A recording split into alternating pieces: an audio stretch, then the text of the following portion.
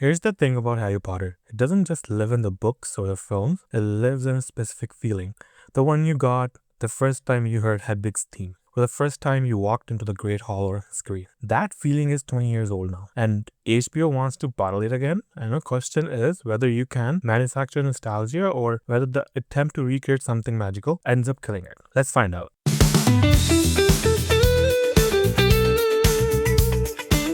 What is up, everyone? Welcome back to Tanveer Talks, and I am Tanveer. This is where we break down the biggest stories in entertainment, tech, and pop culture. And today we are going to be covering the HBO Harry Potter television series. The new cast, 10-year run, and more controversy than most shows generate before they even aired a single episode. We're going to cover three things today: the nostalgia factor, and what the original films actually meant to people, and the real differences between the books and those movies, the good and the bad both, and then everything we know about the TV series, what fans are excited about, and what's already causing concern. So let's go. Before we even talk about the new show, we have to acknowledge who we're dealing with here. One of the most emotionally loaded franchises in modern entertainment is Harry Potter, right? And Harry Potter isn't just a film series. For a huge chunk of people, it's a childhood. It's the first book they stayed up late to finish. It's watching like Chamber of Secrets on DVD on a Saturday afternoon. It's the John Williams score, becoming so ingrained in our brain that hearing the first few notes still give you the feeling. Like even now it gives you the feeling, right? So that is the nostalgia factor, and it is enormous. The original 8 film grossed what, like close to $8 billion at the box office, so over a decade. But the culture footprint goes way beyond the money. Like these films created a shared visual language for an entire generation. When you say Hogwarts, people don't see the words on a page. They see the castle. They see the moving staircases. They see Alan Rickman's face as Snape. Those images are locked in. And here's the challenge that creates for any reboot. Right, you're not competing with some mediocre product, right? You're not stepping into a gap left by something people were disappointed with. You're basically competing with something people love, something they grew up with. That's a fundamentally different problem. The bar isn't be good. The bar is like basically to be good enough to justify existing alongside something already beloved, and that is generally is hard. Like it's really hard. And now this is the most important, right? Like nostalgia also has a dark side sometimes. It can stop people from, engaging honestly with something new.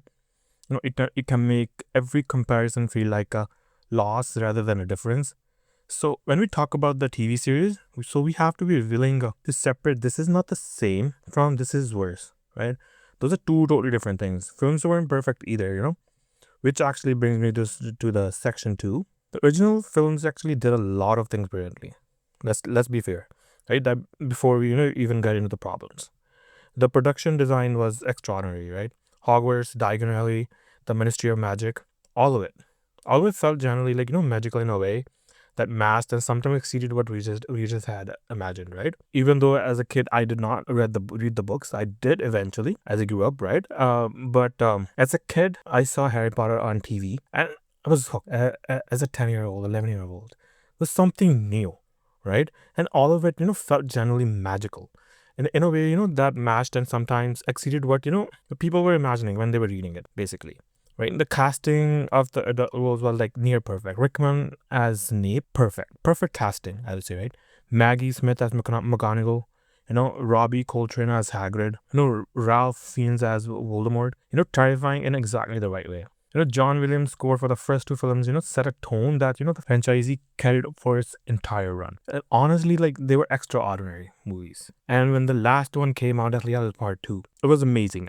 As a kid watching, Chamber of Secrets to Deathly Hallows, it was mind-blowing, right? Because we grew up with the films. Started as a kid and ended when I was like in high school, And obviously most people were, like, people who are actually, sad about this, that are nostalgic about it, are the people who actually grew up with it. And also people actually did talk about the problems it had, and I also looked into it, and I've read the books, and I know what people, so for me, going from watching the movies to reading the books, I knew exactly how the movies would. So when I was reading the books, it felt like I was watching the movie as well, right? Because to me, when I was reading about Harry Potter saying something, I was actually imagining Daniel Radcliffe, being the Harry Potter, Hermione, like Emma Watson as Hermione. Those were the people like coming into my mind when I was reading it, and it felt like amazing. Like it basically for me, like if movies were like good, the book was perfect for me, right? That's how I'll put it, right? And the problem that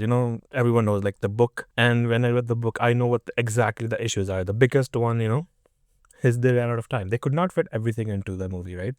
They had to cut a lot of fluff. They would not be able to make this like into 2 hours. Like a single book cannot fit into 2 hours, honestly. So every film was like they were just making cuts. Sometimes they did change the story a little bit, like, right? Like I'm gonna talk about that, right? Like the most talked about example is Ron Weasley. In the book, Ron is generally important. He's the curious guy to the visiting culture, right? The one who grew up in this world and understand how it actually works.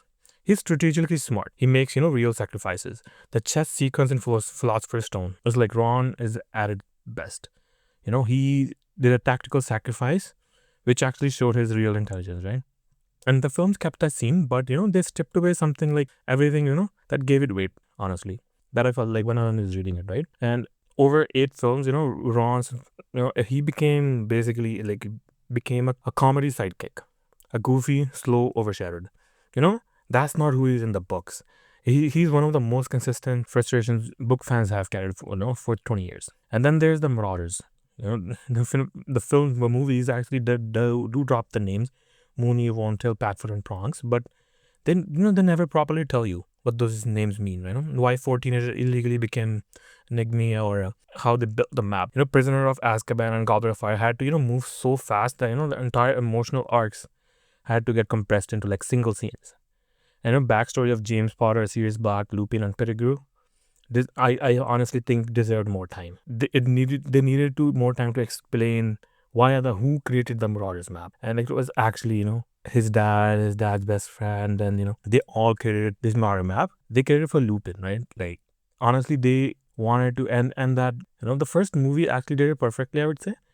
In the later movies, first 2 movies, Castle was perfect. The later movies they had to experiment because they had to they had to make it hilly, or they had to change the set a bit.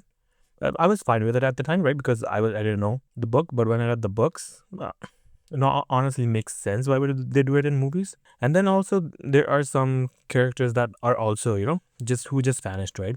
Peeves the poltergeist. He's present in all the 7 books. He's generally funny and generally useful to the plot, and was actually filmed for Philosopher's Stone, but then cut, and he never appeared again. And that was honestly, I would say, a mistake. This should have kept him. And there's Peeves would have been the honestly a good comedy relief, basically. And also there's second one is Professor Binns, right? The host who teaches history of magic. He was cut completely, but he's there in some of the scenes. Like I don't know, I watched some of the cuts, like where they cut it, and they had extended cuts for the movie. He's there, but people who watched the theatrical releases, he wasn't, right? So and then there's another one, the Hermione's campaign for House Elf, right? SPEW, as you SPEW, right? It's an acronym, right? And in the books, it's like a very, very serious subplot about complexity and power structures, right? And the films, they do talk about it, but it doesn't register it. In the books, like she's completely on like how she wants to give the house elves more rights. They should be free. They should not be treated as slaves. And honestly, it was really compelling in the book. I think they should have kept that more in the movies as well. So, but movies were okay. So this is what when people say they want a faithful adaptation. This is actually what they mean. They want that Ron back. They want the Marauders done properly, and they want the characters and subplots that got sacrificed for a film runtime, right? I think the TV, when they're doing a TV series now, right? I think it's a perfect that they're doing a TV series. I think it's a perfect makes sense, right? If they want to do each season as one book, so they have 7 seasons technically. They could even break those book into 2 seasons if they want to add like more, like basically more of the book. If they want to keep it as the same, they can change somewhat here and there, but main character, I think they should keep it. And honestly, it'll be perfect. I'm actually excited for it. So what exactly is this show? HBO has, they greenlit a multi-season Harry Potter series, right, with Warner Brothers. Each season is going to cover one book, as I said, right? There are going to be 8 episodes per season, 10-year production runway. So season 1 is the Philosopher's Stone. and they're already filming it at least then, the same studio as the original films basically. And Hans Zimmer is doing the score, and the target release is like early 2027. And I'm pretty sure they're gonna do a back-to-back shooting of the season 2 as well. Like once they finish filming season 1, they do a post-production and they start season 2 as well. And the new trio, Dominic McQuarrie as Harry Potter, I think he looked perfect. And Alastair Stout as Ron, perfect casting. And Arabella Stanton as Hermione.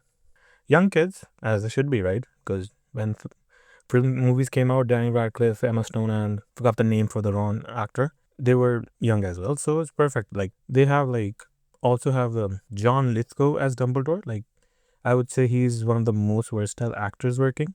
Generally excited about this choice. And Paapa Essiedu as Snape. And if you've seen him in I May Destroy You, he can do quiet, coiled intensity better than almost anyone. So the adult casting feels really strong for me. I know there's some people who don't like this Snape being a race swap, but honestly I don't care. It's a book adaptation. They can probably change a thing or two as long as they don't make it as a race thing. It doesn't honestly, like, they should not do like the reason James Potter and other people were race, like they were not good towards him, they were bullying him, it was because of his race. I'm hoping they do not go to that angle, because that would really not good, I would say, because that would make Snape a good guy for some. Because if you read the books, honestly Snape is not what movies portray. He is bad, and he does not care if Harry dies and James Potter dies, and he just wants to save right? Like, honestly, he was not good. For me, when I read the books, he was not good. That did not care about him at all. The movies, yeah, they make him look good. But for me, no. Yeah, the casting does look like across the board has been, more inclusive than the original films. So there's two very different reactions right now. So some fans do see this as a welcome evolution, but others, do raise concern about consistency with the source material, and both conversations are happening loudly, right? Everyone's talking about it online.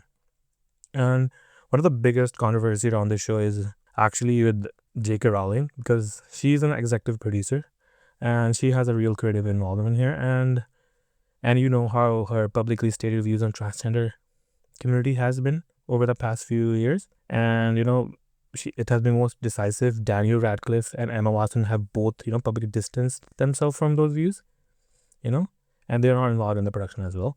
But Emma Watson did say that she honestly feels connected to the person she worked with because she was also creatively involved in the first movie, like the movie series as well. So she has a connection. She did say that she wants to keep that connection as well. She doesn't care about what her views are. But as a person, she wants to connect, right? Because she had really amazing time on the set. So, and the new series, the new cast is like, it's gonna be the new faces for this franchise for an entire new generation now. And honestly, people like who grew up with it, we're probably gonna, feel the absence. But for new generation, they are gonna be the new face. The kids are gonna grow up now is gonna see this Harry Potter franchise as the real one, right? Probably like they will know people, like their parents will probably tell them. But honestly, most won't, but let's see, right?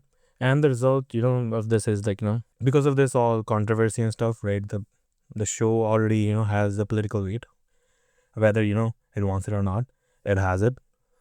It already has the controversy. It had a controversy even before it started.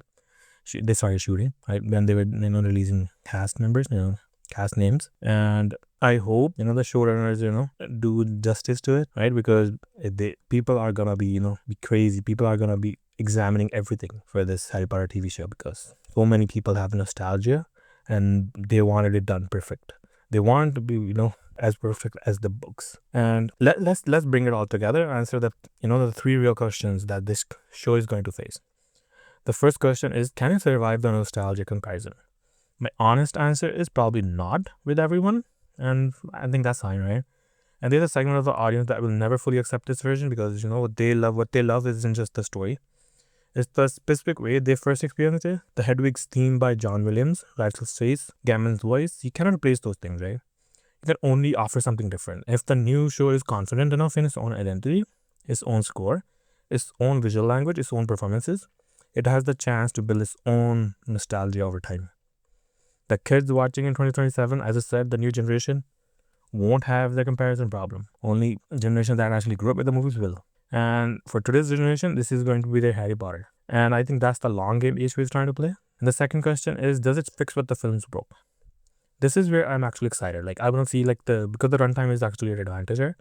8 hours to tell a story, the film's told in 2 hours and a half. That's honestly a huge upgrade. If the writers are serious about faithfulness, Ron gets his arc. I think they should take some inspiration from the movies, the new showrunners, but they should keep Marauders, right? They should keep Peeves, and he needs to show up, and they should keep the house elf subplot so that that gets the weight it deserves. And these aren't like small things for book fans. They're 20 years of pent up disappointment in the format that this can actually address. And people were really excited when the HBO said they want to do a TV series for HBO for Harry Potter, right? There were some people who said, "Oh, then don't touch it. Movies are perfect." There always going to be fans like that. But honestly, you should evolve. I think you should always explore more. If something was done before doesn't mean that you cannot do it again. And there has been so many examples of recent years they actually made it better. Rise of the Planet of the Apes, right? The old movies, the 80s, 70s. I did not even know those existed until the new Planet of the Apes movie came out. And honestly, right now, this format, the TV showrunners, the risk for them is actually the opposite, right? The being, if they being so faithful to the book that it doesn't become just an illustrated audiobook. I know some fans would like that, but honestly, it needs to be its own thing rather than being just a book adaptation, just page by page. It can do that, but it needs some seriousness, because they need some creative decisions that, so that it can stand its own, right? And in the best adaptation, know when to follow the source and when to make it cinematic. And that's the skill test I see right now. The third question I see is, what are fans excited about? What's the biggest disappointment risk? Excitement is real and specific. Lithgow as Dumbledore, that's generally thrilling cast choice, I would say. And Essiedu as Snape, there's potential there, right? But the Marauders backstory done properly, characters who never made it to screen finally getting their moment, and the simple fact that 10 years to work with, this story gets to breathe, in a way, it has never been on screen, right? And the disappointment risk is also real and specific. The young cast is going to probably face brutal comparison for their entire run, honestly. And the Rowling controversy isn't going anywhere soon. Some people want to boycott this series because she's involved. They did not want her to be involved at all, but she is. So there's nothing we can do. And it will probably there every press cycle, every interview, every moment the show touches on anything politically adjacent. There is a version of this, probably where the show actually plays it so safe, so careful, they're so focused on not causing offense in any direction that it might lose the edge the books actually had, And these aren't soft stories, right? They deal with death, prejudice, betrayal, and corruption of institution. If the show, sanitizes this in an attempt to avoid controversy, it will fail the source material, honestly, in my opinion. And so my overall read is cautiously optimistic with real concerns. The ceiling on this is higher than most reboots. The floor is also lower, and there is no safe version of this show. And honestly, if they're brave enough to own that, it might be something generally great. And we will find this out in 2027. And I am excited. And that's everything I've got on the HBO Harry Potter series. The nostalgia is real, the book grievances are legitimate, and the TV format generally has the potential to fix them if the people making this are brave enough to commit. And that is it. And this is Tanveer Talks. So if you're watching this on YouTube, subscribe and hit the bell button. If you're listening on Spotify, follow me, follow the show Tanveer Talks, and that follow generally helps more than people realize. As a small creator like me, and for me, subscribing and following actually makes a huge difference. And if you want more takes between the episode, come find me on Twitter at Punjabi Gamer 786. And this is Tanveer Talks, and peace.